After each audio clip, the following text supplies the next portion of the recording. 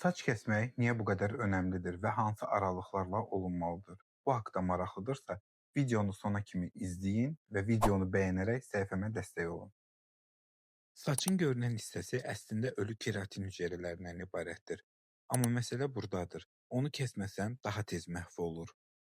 Fen, ütü, boya və gündəlik sürtünmə saç uclarında mikroskopik çatlar yaradır.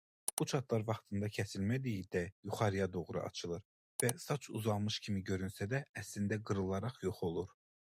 Saç kəsimi bu zədələnmiş hissəni dayandırır, saç telinin bütövlüyünü qoruyur və saçın daha sağlam şəkildə uzanmasına şərait yaradır.